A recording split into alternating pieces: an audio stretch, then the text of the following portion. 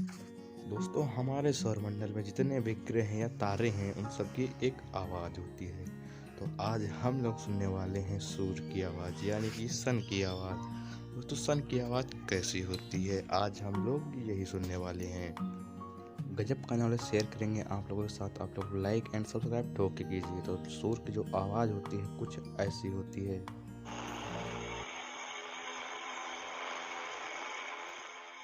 सन से जो आवाज़ आती है वो कहीं ना कहीं ओम नाम से मैच होती है और हमारे भारतीय संस्कृत के अनुसार भी सूर्य एक देवता है।